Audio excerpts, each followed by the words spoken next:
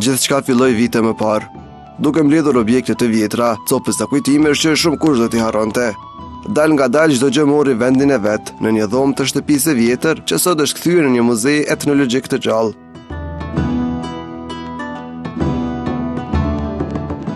Shtëpia Hajredin Kovaçi nga Dragina e Ulqinit nuk është më vetëm e tija, ajo është destinacioni shumë turistëve.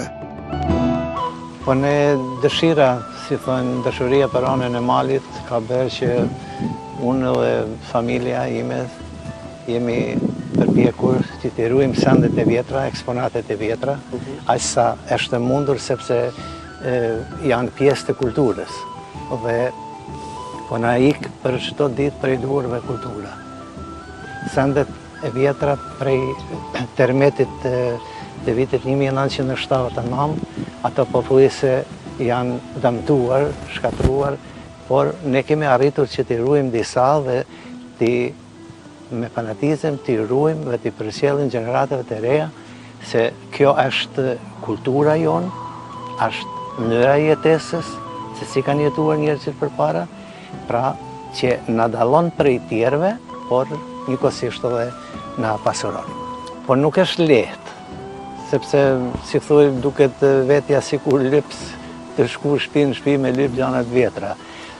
Ka raste që njerëzit ne kanë dhënë me dëshirë, me vullnet mirë, i kanë dhënë sepse thojnë ma mirë ruhen te ti, ku ka shumë gjana, se sa te na në shtëpi për shembull.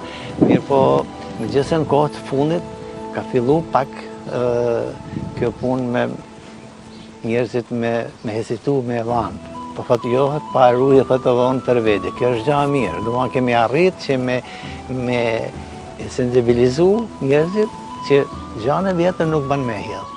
E nuk bën me tret sepse pra pjesë e kulturës, siçësi. Me fol drejtën shumë pak kemi ble. Vetëm atë që s'kemi mujt ta gjejmë kërkund atëherë është dash ndoshta me ble, por në përgjithësi janë sendet që na i kanë vuru njerëzit.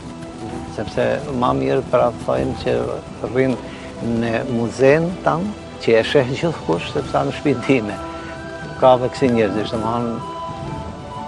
shumë sidomos këto instrumentat muzikore, për shembull, që njerëzve, instrumentistëve të parë në anë të malit.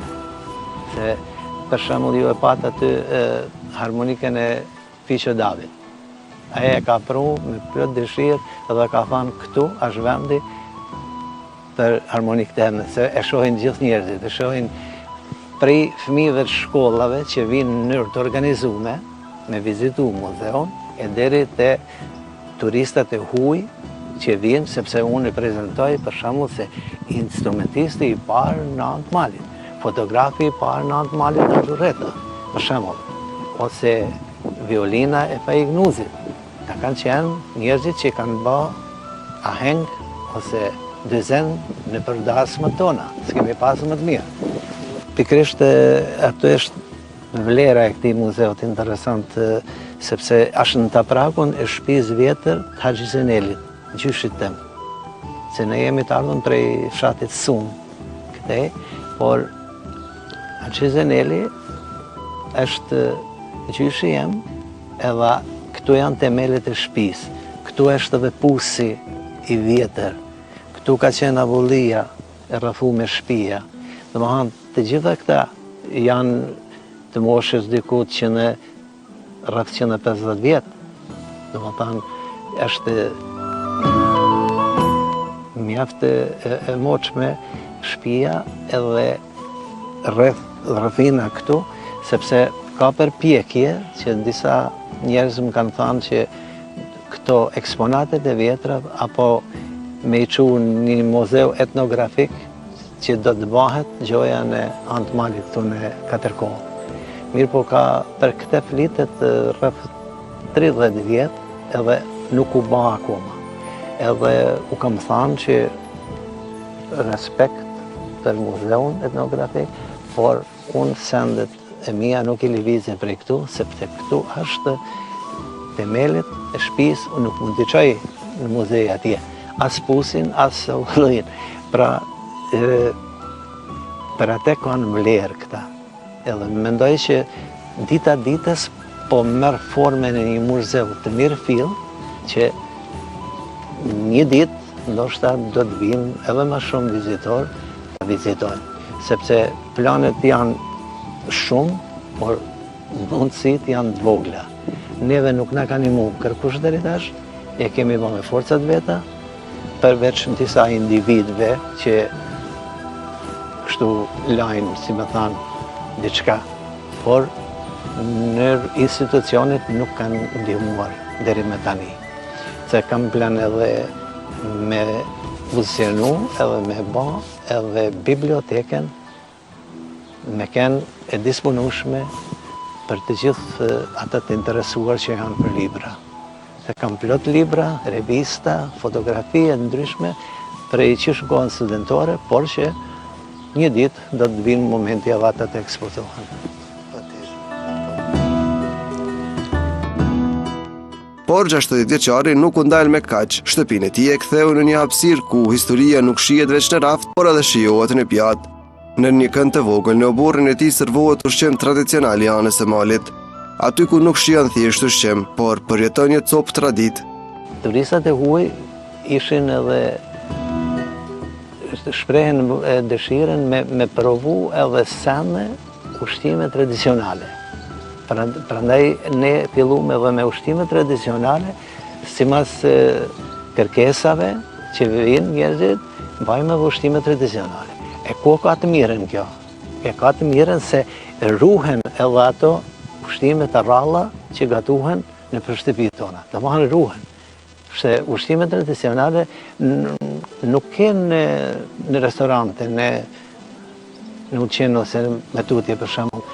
Nuk e gjenë kryelan, pite, të spigje, japrak, laknor, doll. Të janë gjitha ushqime tradicionale që kërkojnë edhe përgatitje, edhe dije, por që janë të ralla, sepse janë specifike, janë unikate për shumë, si thënë për vendin tonë, edhe ishë mirë që ruhen edhe ato, edhe pëlqehen nga turistët e huaj. Me këto punë merret gruaja ime, ajo, si më thanë, gatuan mirë, edhe i kanë pëlqy gatimet e saja, kështu që mjaft turistë janë të kënaqur, sepse ato janë disa ushqime të cilët nuk ka në vendet e tyre, edhe në restorane nuk gjenden, prandaj i kanë shiju me shije, si thonë, të gjitha ushqimet.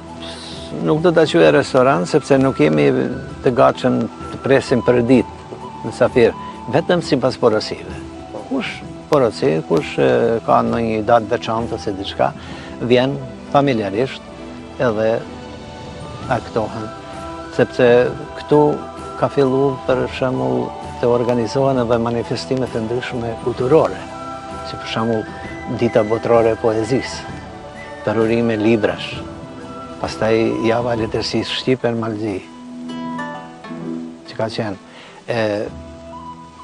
Tjera evenimente kulturore të cilët largohen prej qytetit, vinë këtu. Kretë kjo nuk do të ishte e mundur, pa përkrajën e fortë të familjes që ka qenë krah për krah në çdo hap. Këtë është interesant se krejt familja e kemi pasion këtë punë. Do më thonë në punën vetë, por për çudi dhe e të djemtë të mi, e vajza, e gruaja, të gjithë janë pasionuar pas kësaj pune, edhe e bëjmë me përkushtim, me dëshirë. Ne kur kemi fillu, veç për vedi kemi fillu, më kënaqësi shpirtërore e jona. Pastaj fillon mu zenu ka pak, me pa interesim edhe marrë turistat e huaj.